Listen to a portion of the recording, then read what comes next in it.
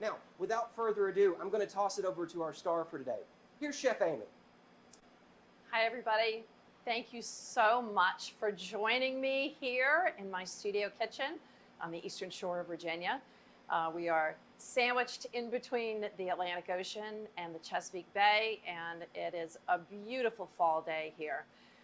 Today we're going to make 3 different recipes, starting with the tomato tart.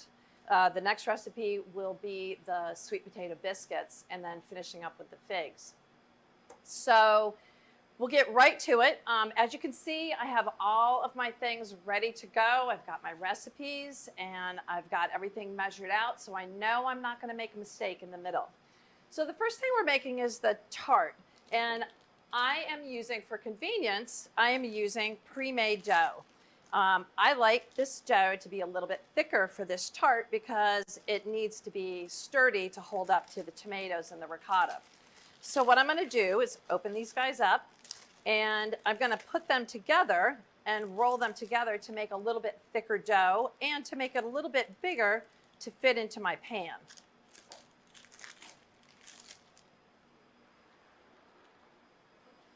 Now these I've had out for a little bit. If you take them out of the refrigerator right away, you're going to break the dough. They do have to be cool. They don't want to be hot, but they need to be warm enough that they unroll easily. So you can see how that works right there. You can see in the middle, it is even starting to crack a little bit right there. So that's that. And then this guy, unroll that. And just line it up. And then take your rolling pin. And usually these don't require a lot of flour. They're pretty unsticky. So we're going to roll these together. These look a little bit drier, so I'm actually going to add just a touch of water to this as a little bit of glue. And that's really just, I just touched the faucet, and what came out of the faucet was that. So we're going to make it a little bit bigger, and I always try and roll from the middle to the outside. Helps control it. If you roll this way, you're going to make an oval. So that's why you want to roll from the middle out. And we have to prepare our pan. I'm using a spray because I think it coats it more evenly. And I'm just going to spray it. And I'm going to put a little bit of flour. Shake that around. You want to make sure you get it in the edges as well. And especially these craggy bits. So I do that over the garbage. And how do we pick up this dough without ripping it? So the easiest way is to use your rolling pin. And you're going to fold it up, roll it onto itself, and then lift up the rolling pin and unroll it onto the tart shell. Now this, if you don't have a tart pan, I like a tart pan because it's shallow and the way it ends up looking, but you most certainly can use a pie pan. It's no problem. So what I'm going to do now is I'm going to lift the dough and then push it down into the edges. If you just pushed it down, you might rip it. So you kind of want to help it a little bit. So I'm pushing that down. And then you can see I have quite a bit on the outside. And I like to use my scissors again to trim it. And make sure you've preheated your oven. So I'm using a convection oven. And the oven is set for me at 350, which is for a conventional oven is like a 375, 400. So you decrease the amount of time of cooking, and you decrease the temperature as well. And most recipes are written for a conventional oven. So now I'm going to tuck it in on itself, and I'm pressing it in and up. Now one of the things we have to do next, this is called the process of blind baking. So we need to bake this pie crust a little bit. If I put the ricotta cheese and the tomatoes right into the tart as you see it, tart shell, it's going to be soggy. Like sometimes you've seen a pie and that crust looks fantastic and you get to the bottom and you just say, ew, this is just like raw flour. Well, it's because the pie shell needs to be cooked a little bit. So we've gotten around. Everything looks nice and tidy. This is where we are now. So as this pie shell cooks, it's going to let steam out of it is going to release from the pastry. So to help so the pastry stays flat, I'm going to do what's called docking. So I'm going to pierce the dough with my fork. And little known fact, foil has two sides. You have the matte side and a shiny side. Shiny side reflects heat to where you're cooking.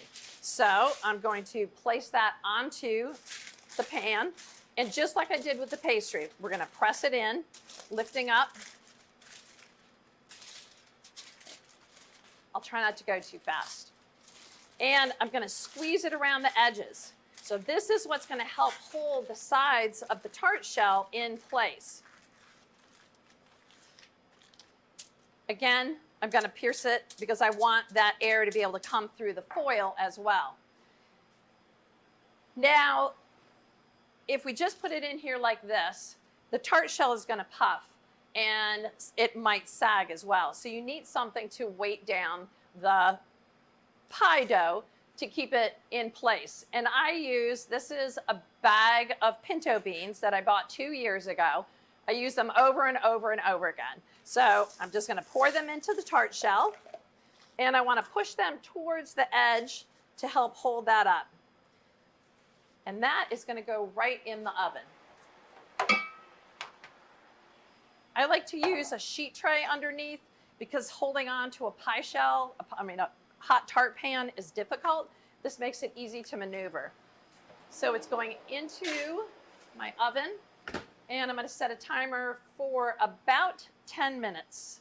15 minutes for conventional.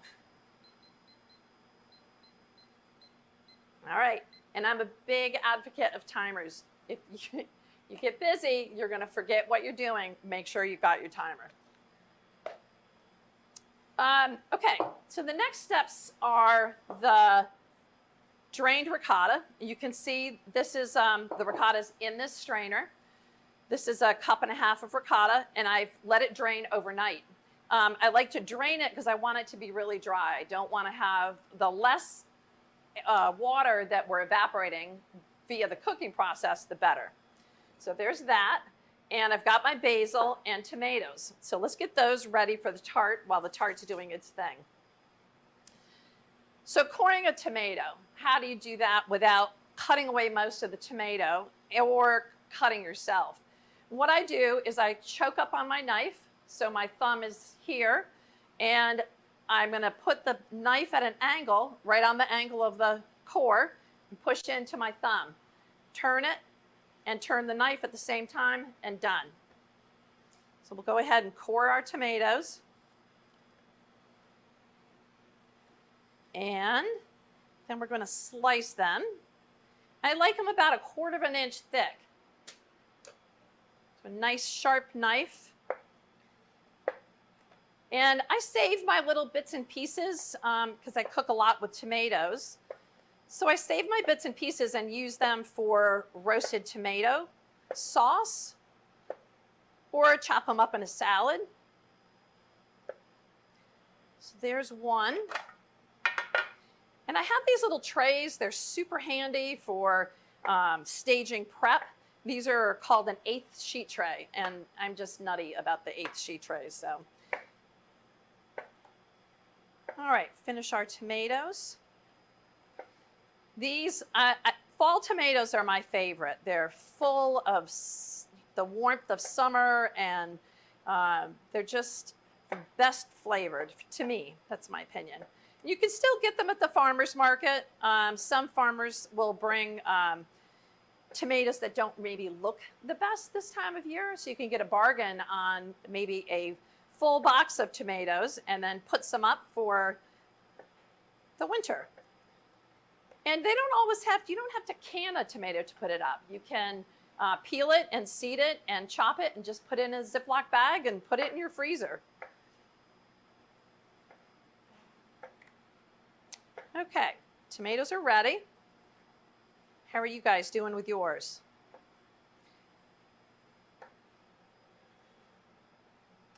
I used to keep my cutting hand clean while I'm prepping, I use a bench scraper.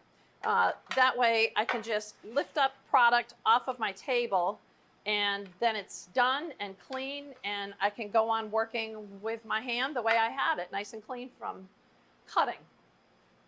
We'll go ahead and wipe that off. And I have fresh basil. Best way to keep basil is to not put it in the refrigerator, is to cut the stems when you get it and put it in a jar of water and just leave it out on your table. I spritz it with a little bit of water once in a while so the leaves don't dry out, but most of the times it seems like I use it pretty quickly. So this has not been pulled off of the stems, and so I'm basically just going to grab it where the leaves come together, give it a twist.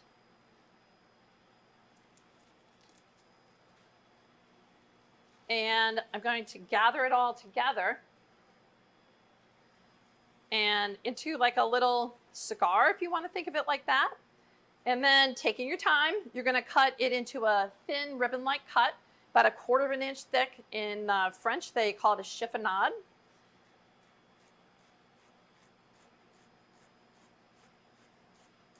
It smells so delicious.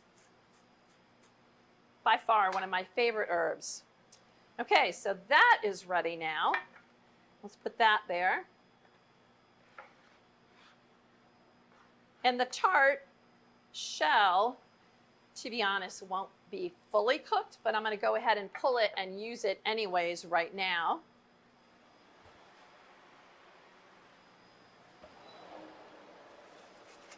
So we're going to say that 15 minutes went by. Your tart shell is probably still cooking, and that is fine.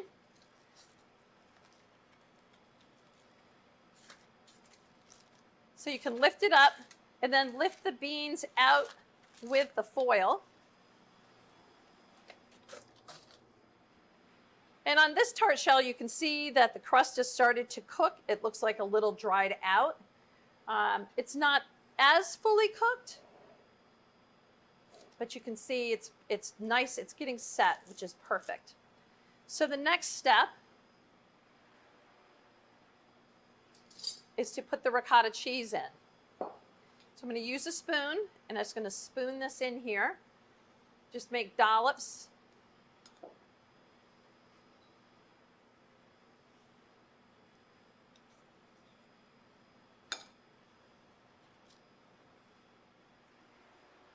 I'm going to slow down a little bit if you guys are following at home. I know that getting it out of the oven and getting it staged takes a minute. So I'm just pushing it around, almost like you were spreading icing on a cake.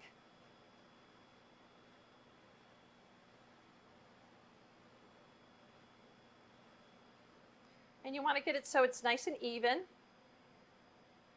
all the way to the edges. And there's no egg in this. It doesn't need it to hold it together. It's thin enough. And that is perfect. So the first thing we're going to do is I'm going to toss these tomatoes with a little bit of flour. And the flour does the job of holding the tomatoes together, almost like a glue.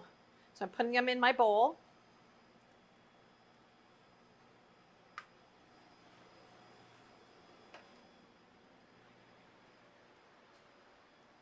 And we're going to spritz with a little flour.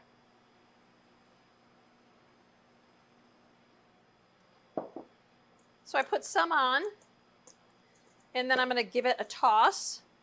Gently, you don't want to break up your tomatoes. And a little bit more. Just kind of folding it over, tossing them over on top of themselves. But you want to make sure that you can't really see the flour. Once you're done, it'll basically disappear. So the next step is to build the tart. And just take your tomatoes and start going in a circular fashion around the edges. And I do like to overlap. So you're going to put it about halfway, you know, put the edge in the middle of the previous tomato. And just kind of press it in.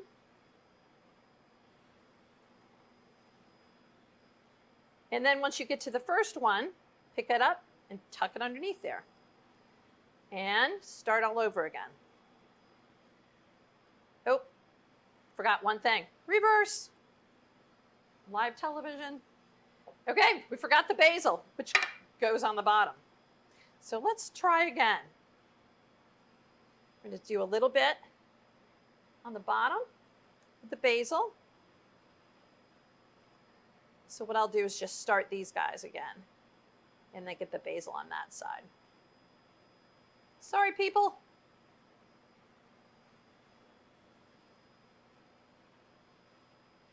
I've also done this tart using pesto, which is really delicious in this too. Okay, now we're back to the step.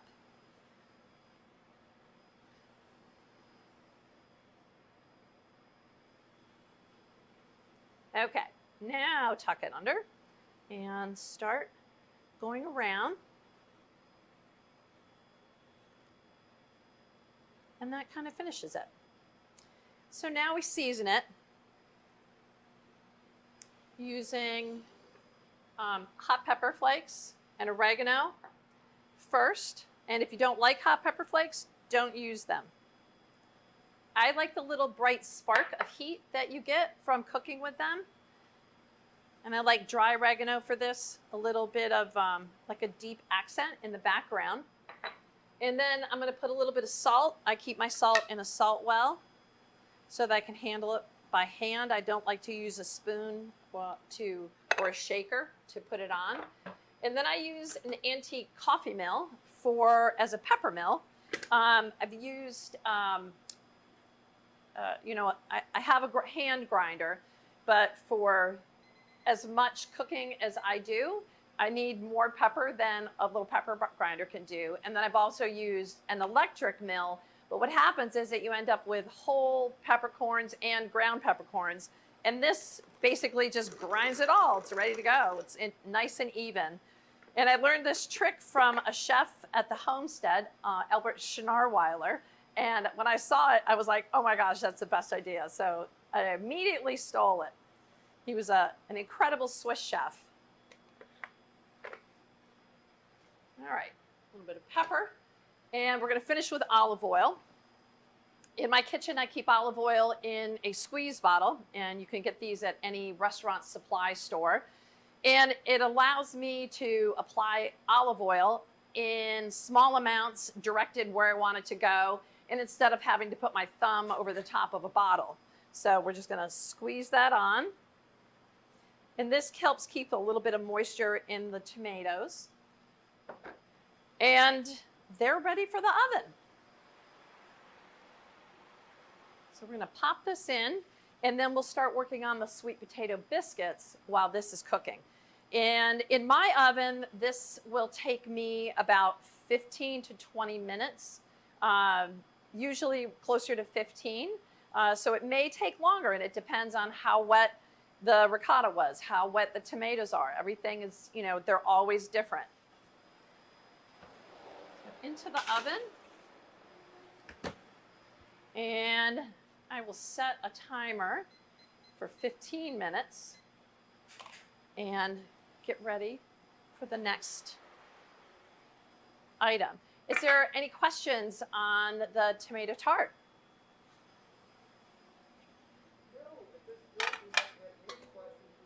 Okay. Okay. Yeah, the question was, why did you forget the basil? Okay, so the next item we have today are sweet potato biscuits, which are one of my favorites. I like, obviously, because the Eastern Shore is really well known for sweet potatoes. We're kind of in between crops right now. The new crop will be harvested probably in the next month. but the Eastern Shore is known in particular for one sweet potato, which is the Hayman sweet potato. And it is a light-skinned potato. It's yellow-green on the inside after it's cooked, but it's really sweet. The other potatoes that we grow here are Diana, Beauregard, and Burgundy. And Burgundy is actually my favorite for making sweet potato biscuits and sweet potato pie. Unfortunately, they're not out of the ground yet. They're still growing. So I use just a regular supermarket potato. And what the trick to cooking sweet potatoes is to take your time. So you're going to scrub the potato and then prick it with holes and bake it in the oven slowly, like 325. It usually takes around an hour and a half to 2 hours. You want to lightly oil the potatoes before you put them on a sheet tray. And once you see that they're starting to get done, you're going to see the sugar actually coming out of the holes that you pricked in the potato. It's a really like a great method, but just don't try and cook them hot. So let me grab my tray.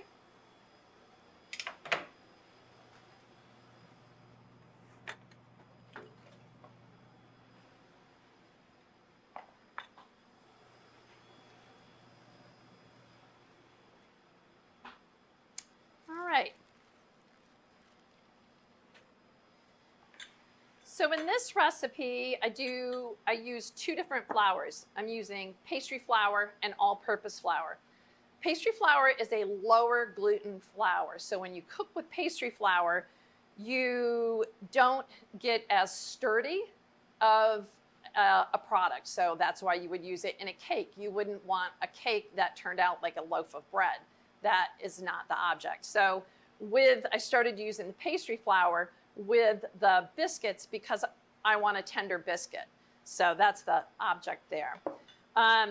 Big deal in this recipe is making sure that your butter is cold.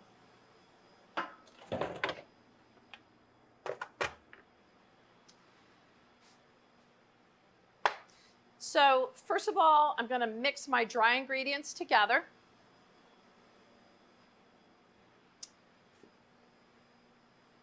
That's the all-purpose flour, pastry flour, or cake flour, some people call it,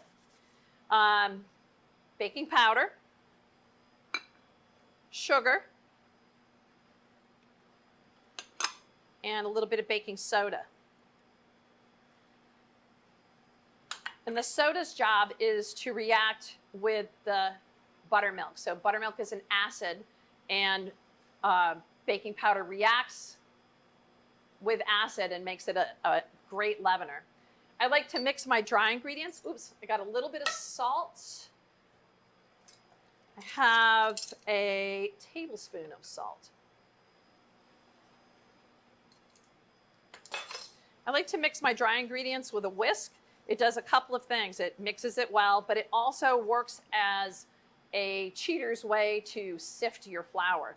So instead of sifting your flour, you're basically doing that with your whisk. So that's ready.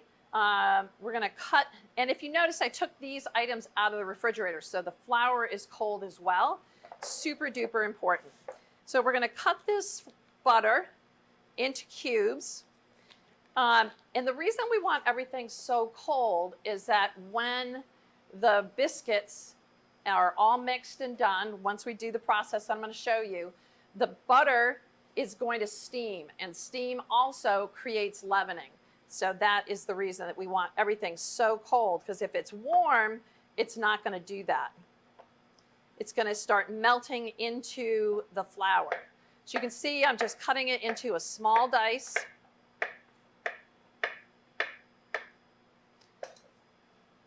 All I did was cut the stick into quarters.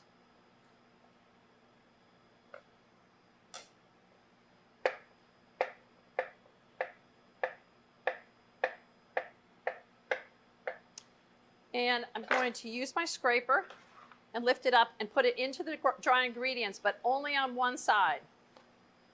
I kind of want to keep it cornered there on that one side. I'm going to toss it and break it up with the flour.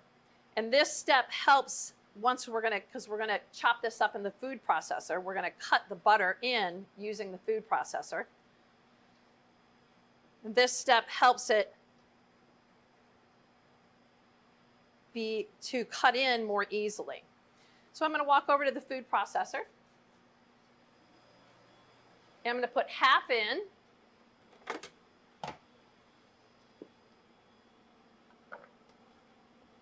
And I'm just scooping in a little bit of flour as it goes and keeping that butter in one place because I'm going to put this back into the bowl.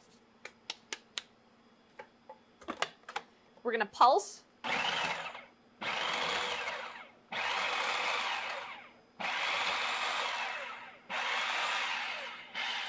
And that is it. So it is not sand-like. Oops, other way. It's not sand-like, it's still got some small pieces, and that's what you want. You want it to be a little bit smaller than peas. Okay. And next round, we're reaching in, finding those big chunks of butter. And that's got it. A little pulse.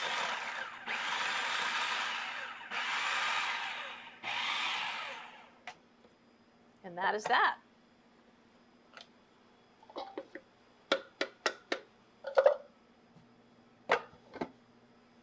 Okay, back to our spot. So at this point, the dry ingredients are done, ready to go. I don't know if you can see it. It's like some pea-sized pieces. There's some bigger pieces which you can just smush with your finger. And I want to keep this cold while I'm getting the wet ingredients ready.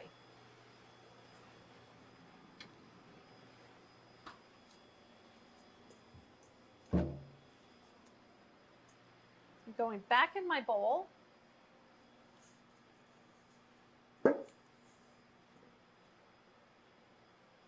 And I'm going to use, this is my sweet potato that I've already cooked, peeled, and pureed. And the other step that I did was that I froze it.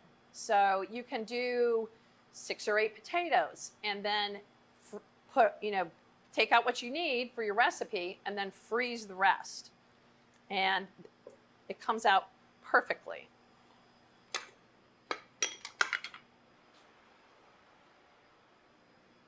Okay, next up is the buttermilk. I'm going to put 1.5 cups of buttermilk in here. Let's go ahead and measure that out.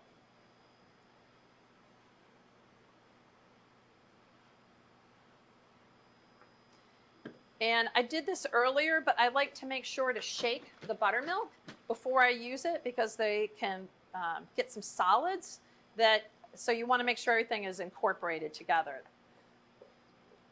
All right, that's in the bowl. And we're going to whisk it together.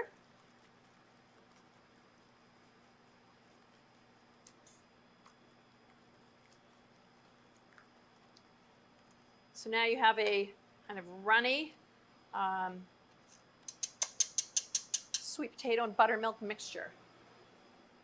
All right, now bring your dry mixture back out.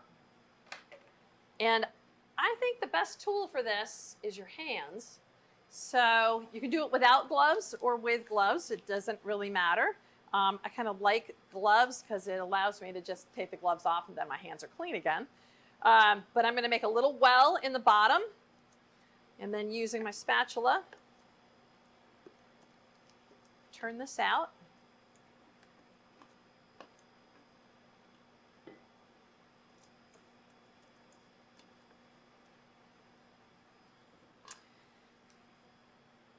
If I take this and I stir it vigorously, I'm going to create gluten. Gluten are those long chains that once you mix flour and water together, you create gluten. And gluten is a long protein chain. And the more that you work it, the sturdier it gets. That's why a bread is kneaded for 7 minutes. This I want to be nice and fluffy. So I'm going to do what I'm going to call folding. So I'm going to bring it up and over the top of itself. And I'm kind of pushing it down into it as I go. So it's just really gently working it.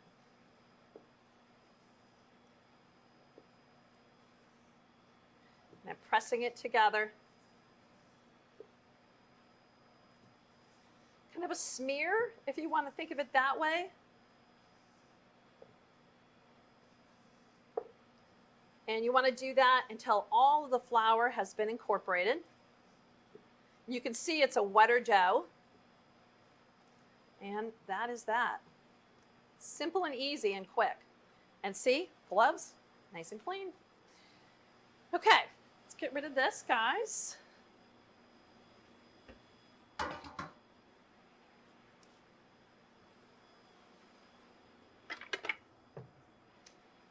We'll go ahead and roll these out. So I'm using a 2-inch cutter, and I'm going to put them onto a cookie sheet that has been lined with parchment paper. So we're going to dust our work surface.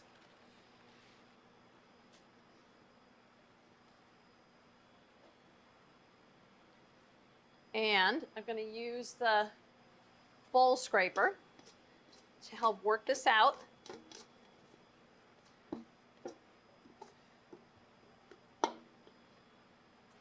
Another thing that's really helpful is that there's always something left in the bowl. And as soon as you put it into your water, you're going to create glue. So you want to try and scrape as much out before you wash it, and that makes cleanup much easier. So I'm going to dust the top. I'm going to turn it once, and I want to scrape up this wet bit right here, just so it doesn't stick to itself, and I'm going to roll it back again. So at this point, I'm ready to roll it out.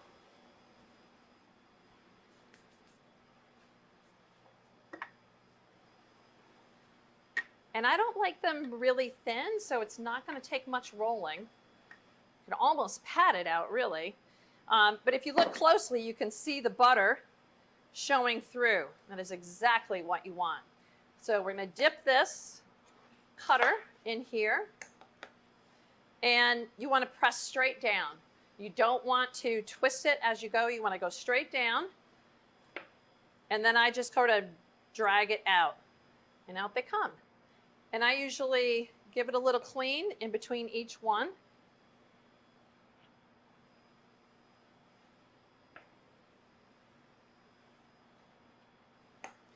And they can be pretty close to themselves, so you can get quite a few on a tray.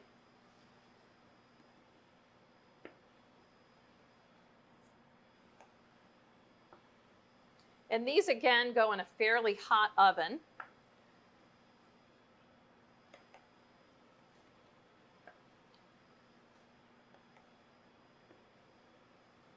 How are you guys doing with yours? Are they sticking in your cutter? You can always dust the top of the dough if it's sticking.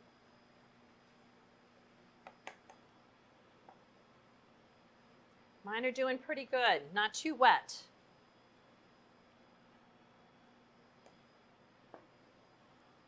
I think this summer I have probably made 1,000 sweet potato biscuits, as I'm doing a farmer's market here on the Eastern Shore. I have a catering business, and then because of COVID, there's really no big gatherings and no weddings, and yeah. So I've started doing this farmer's market, and so one of the items that I'm selling are these sweet potato biscuits, and yeah, I've made a lot. So the little scrappy pieces here, I'm just gonna push them together from exactly like I had them from when I was cutting it. And then I'm gonna just fold it onto itself, roll it again, and really I'm just gonna use the rolling pin just so I have a consistent level. And I'm gonna go through and cut these. And I really only reconfigure it one time because I don't want them to be tough. But I do save the little bits because that's your snack. So we wash my hands.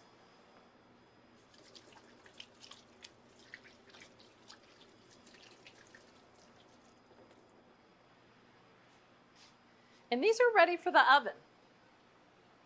My timer went off for the tomato tart, so we'll check on that at the same time.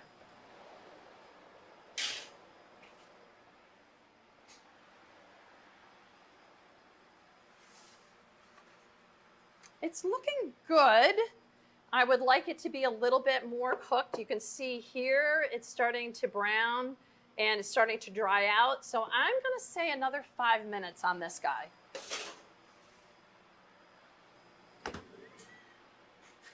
So in the meantime, again, handy tools for cleanup. I'm just going to use this bench scraper to pull everything together. Because as soon as you take a wet towel and wipe it on there, you're just going to create a mess on your worktop. This just makes it nice and easy to clean up. Gather it all together, and you're done.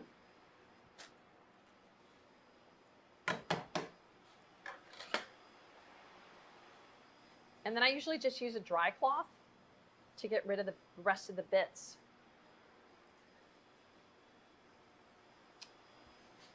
So one of the things that I love with the sweet potato biscuits is Edwards Country Ham. And Edwards is a smokehouse in Surrey, Virginia. They make an incredible product, and they have had incredible hardship over the last 2 years. They have their smokehouse completely burned down, and they have rebuilt and then moved their product to cure somewhere else. And then I think there was a calamity at that place as well. And they're really trying their hardest to get themselves back on track. But they sell a product which their hams, they're known for their hams, their cured hams. And this is what they call their petite ham. And this ham has been fully cooked. So when you get a country ham, it is a salt cured piece of meat, which means it is hard and salty. So you have to do something to get it back to a place where you're going to eat. And that is soaking it for 2 or 3 days. You change the water. Then you boil it so slowly that you can barely see the water move. And it's a long process. This has been done for you by them, and it's perfect every time. So it is a boneless petite ham, and it's delicious.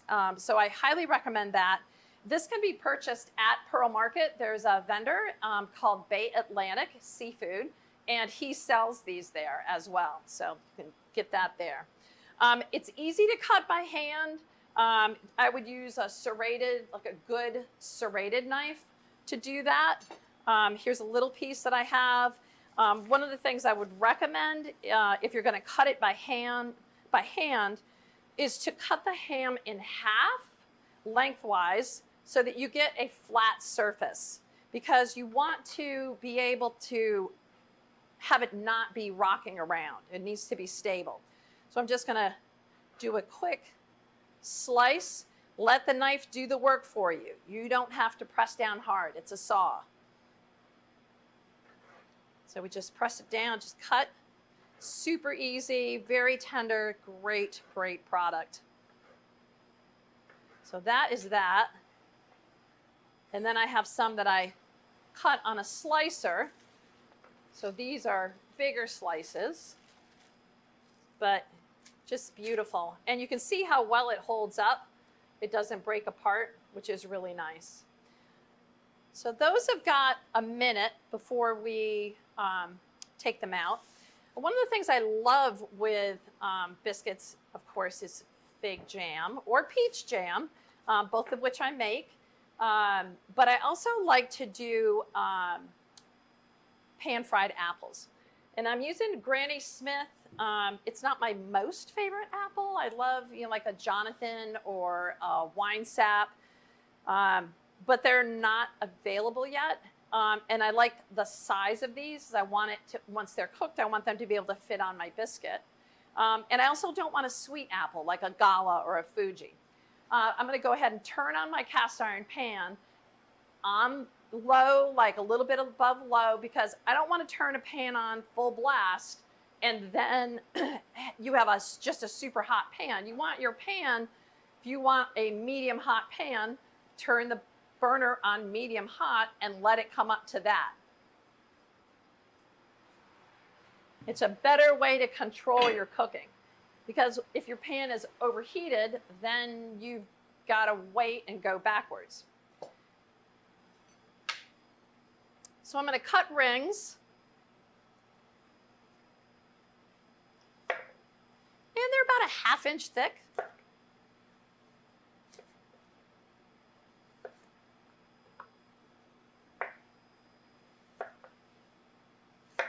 Straight down.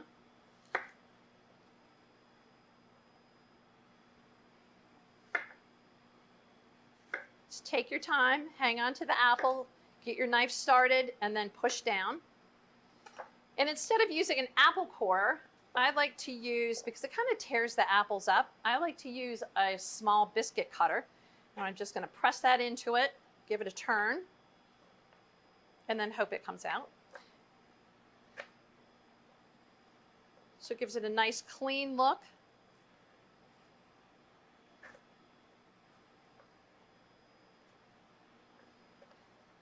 The ones from the end are a little bit harder to get out, so you have to work that a little bit more.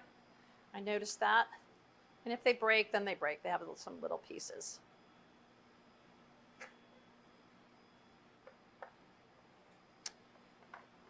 And I'm going to put them into my pan with a little bit of butter.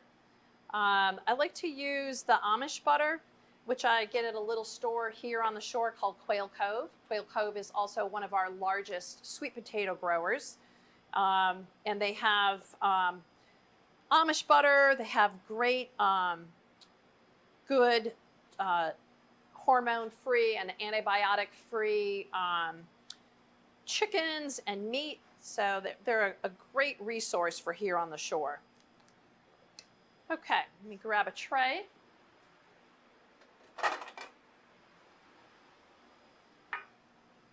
So I'm going to cook these first and then season them with a little bit of cinnamon sugar. Nothing fancy, it's just cinnamon and sugar. So let's move these over to the pan.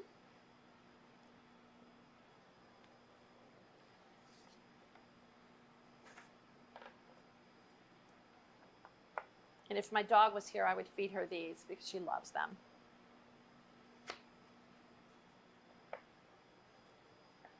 Okay. A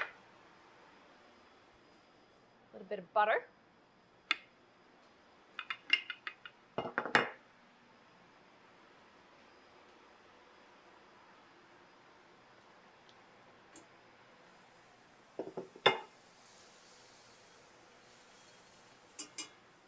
I'm going to cut this heat back.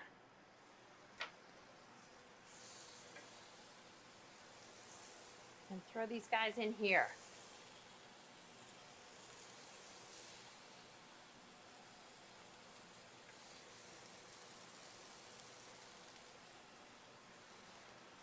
Okay.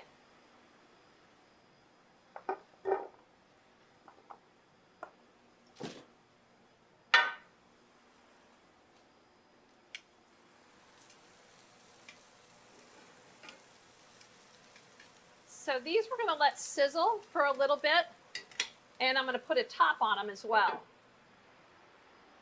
Let's go back and check this tomato tart,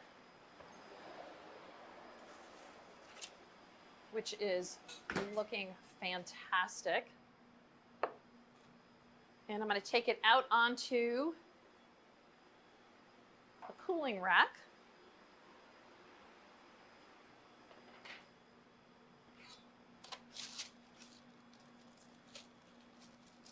Hopefully. And let that cool. I hope yours turned out good. This one looks delightful. And this is a great brunch item served with a nice crisp salad of really just greens and a simple vinaigrette, no embellishment. Let the pie be the embellishment.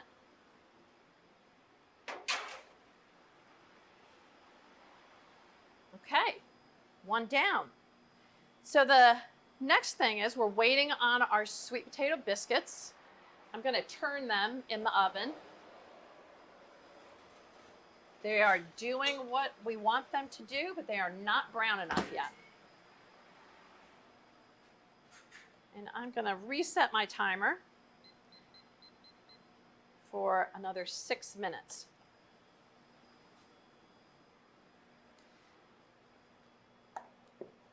So our last item is the figs.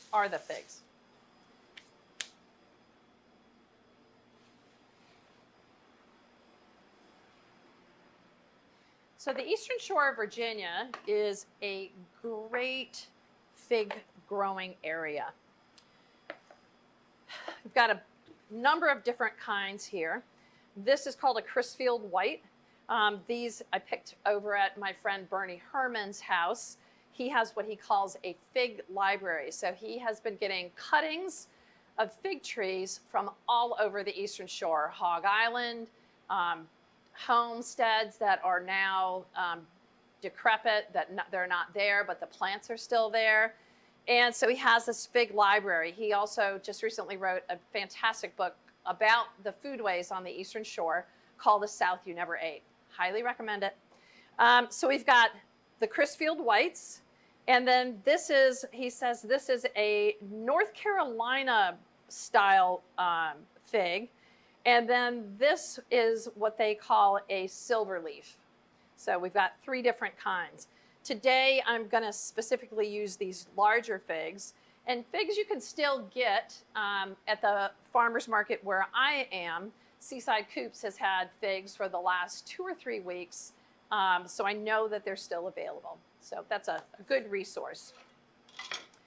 So we're going to go ahead and make up, and I'm going to start warming up my grill pan. So these are going to get cooked in a grill pan. Same idea. I want to get it ready ahead of time.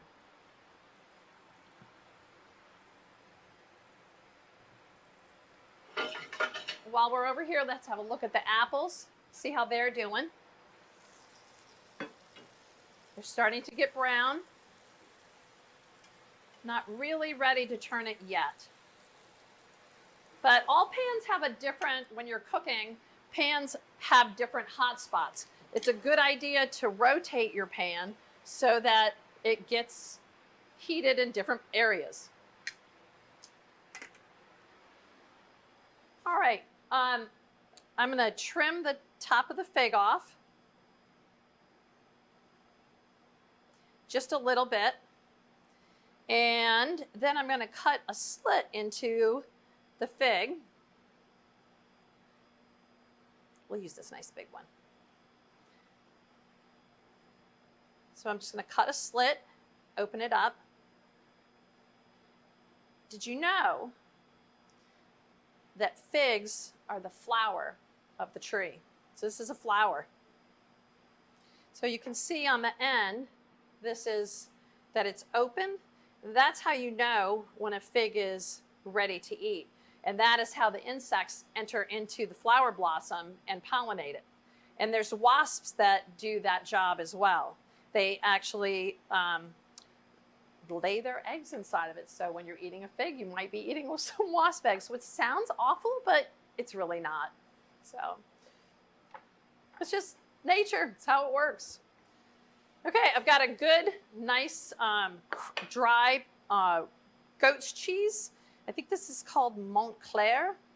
I'm going to cut a slice and then cut those slices in half. 2, 4, 6. So I need 6 pieces.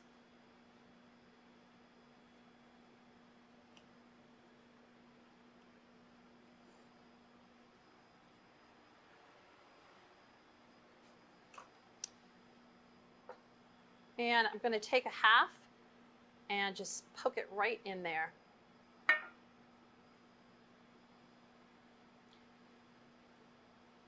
Clearly, I'm not shy with the goat's cheese.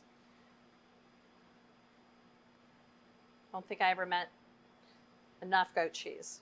In fact, when we were in the Loire, oh Lord, the goat's cheese. Okay, so I'm just sticking it in there and then pressing it back closed. So the goat cheese kind of works as a glue in a way. A little bit more.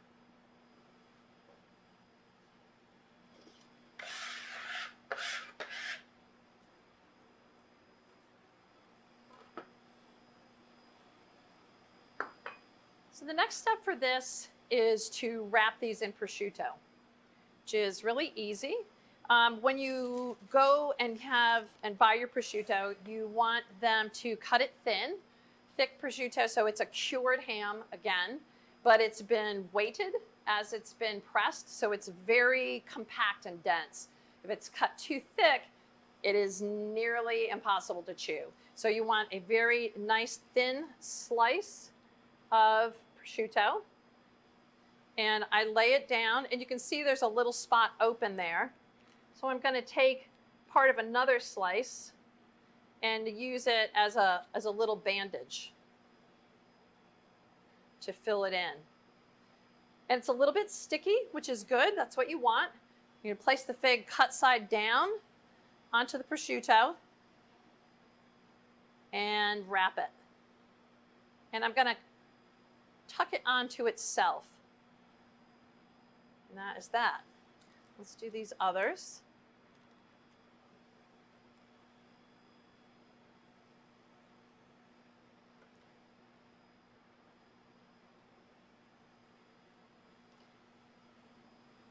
This one looks like it's going to need a little tiny bit of augmentation as well.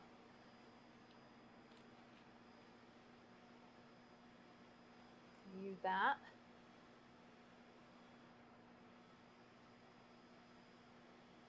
Tuck in the bottom, roll it up, tuck it onto itself. Now these can be done on your grill outside as well, which is my favorite way to do it. So you get a little bit of smoky flavor from the grill.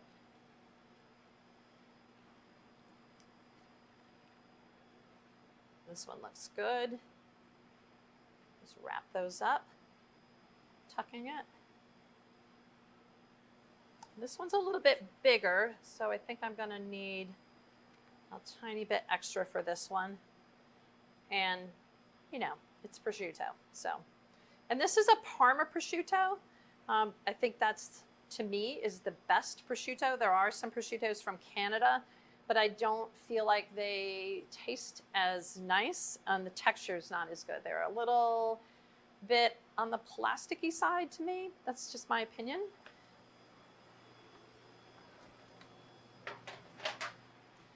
So now these are ready to be cooked. We've got, again, our squeeze bottle.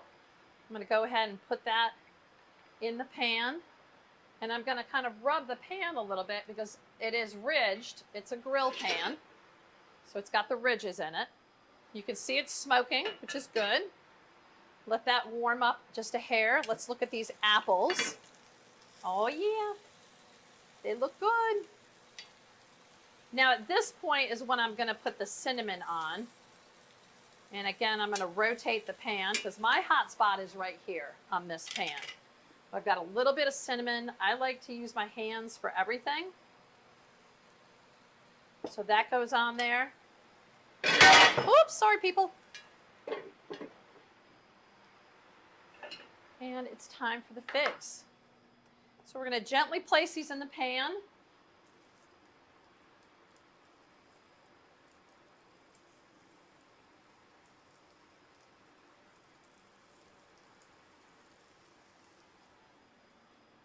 And I'm going to put a little bit of oil on them as well. Just a drizzle. Just for cooking.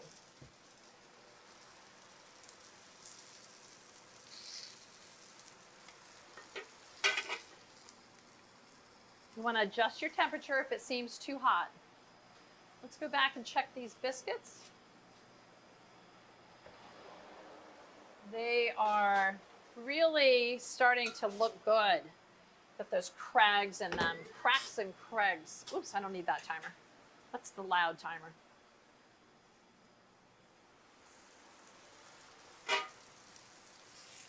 So I'm going to give it a turn.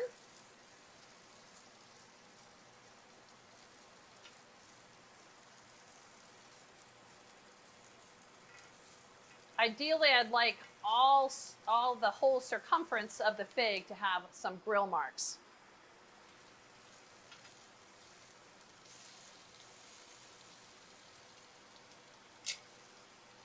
And if I do it on my outdoor grill, I do it so that I've left part of the coals that there's no coals, so it would be indirect heat. And these don't take very long. And the idea is that I want to brown the prosciutto, I want to warm the fig and the goat's cheese. So it's really just warm, but it brings out the flavors of it.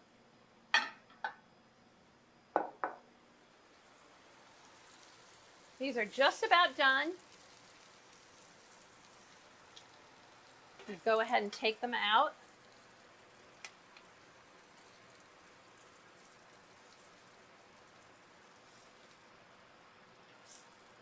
I wish you could smell this. I hope you can smell this at your house. Okay, so how do we serve this? You can do it on a full-size plate, do a platter of them, or you can do an individual serving. These are pretty big, so I would say that there would be 2 to a person. And I want to put some olive oil on here as well. So olive oil. So we're kind of making the dressing in the plate right now. And then using a microplane, I'm going to grate lemon zest. And I want to grate it onto the olive oil and the fig itself.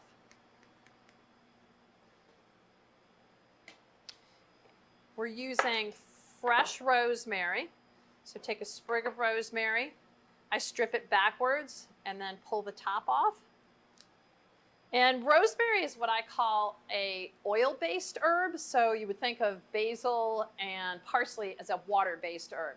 Something that you can eat kind of like lettuce. It's easy to chew and easy, it's easy in your mouth. Where if you ate thyme or rosemary or sage in its whole form, it's really sturdy and hard and kind of hard to chew and hard to swallow. So they need to be chopped up. So I'm going to pull them together in a little ball and just go through chopping really small. And you'll probably have to go through it a couple of times.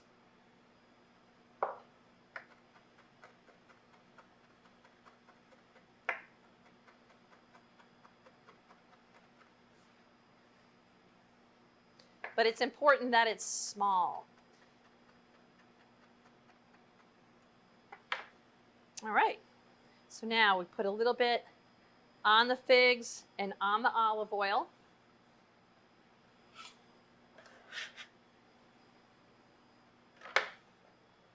And I'm going to put a little black pepper.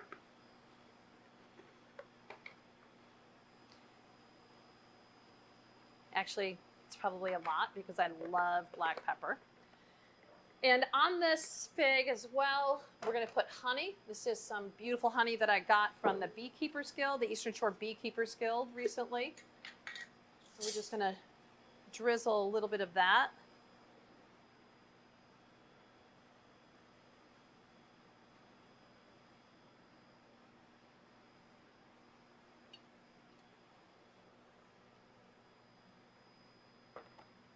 It gets a little bit of a balsamic glaze. You can buy this in the supermarket already done, or just use the aged balsamic, which is a little bit thicker.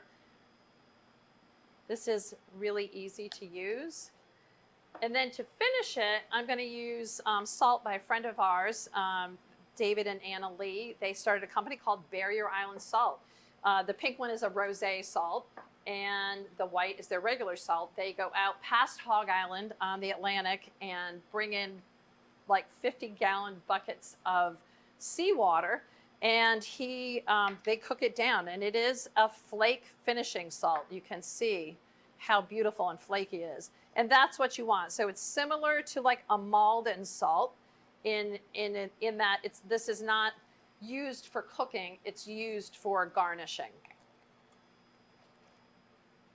And then lastly, there's a company called Microgreens from the Shore, and I'm going to garnish with her microgreens. If you have them, that's great. You can use sprouts. If not, it's a little tuck, and those need a little dressing as well. And that is ready to serve. So now we have 2 done. And let's have a look at those biscuits again. The apples are done.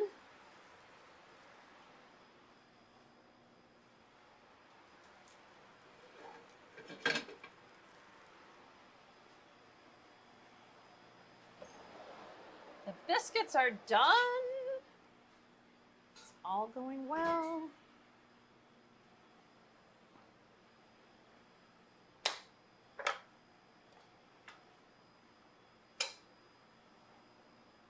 And that is it. So here's what I look for. I look for these crags, that it's split. I like it to be brown. The bottom is brown, but not too brown. And then I want to split it open and make sure that it's not too wet. As you can see, it's still moist. It is going to continue to dehydrate or lose moisture as it cools because the steam is going to go, but you can see how nice they look. But that's a good way to know if they're done. These, when they're done and cooled a little bit more, you split and fill them with the apples. And I love peach jam or fig jam. This is fig jam that I made from my father's fig trees. Go ahead and get this out of the way. So we're going to grab a couple of these guys.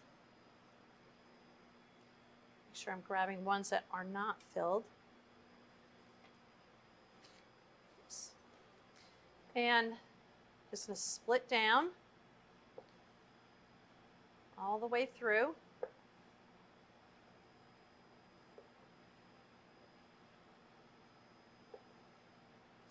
And then I take and I move the tops over top so I know which is the top and which is the bottom.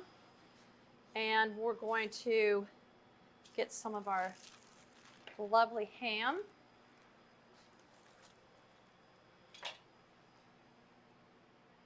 We'll put a piece on there. And I don't like to be stingy. I know some people don't like a lot, but I kind of like a lot on mine. So I'm going to put 2 pieces on.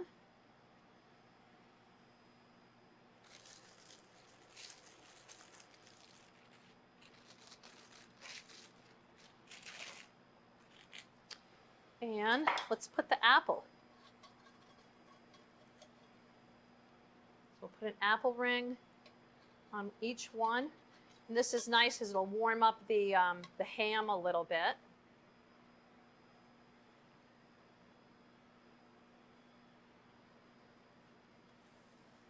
And they will be a little bit stuck from the sugar, but that's okay. So that's the pan-fried apples and ham. And then this is a little bit of fig jam. And I make my fig jam with Earl Grey tea and a little bit of Italian vermouth in it. And you can see the whole figs. Oh, that's so delightful. Love that. And that's that. So that is the biscuits. And the tart and the figs. And you guys did it. Congratulations. I look forward to your questions over time, and Good luck with the recipes, and happy cooking, and enjoy nurturing your family in this time that's so hard. It's the best thing you can do for your friends and family. Best to all. Bye.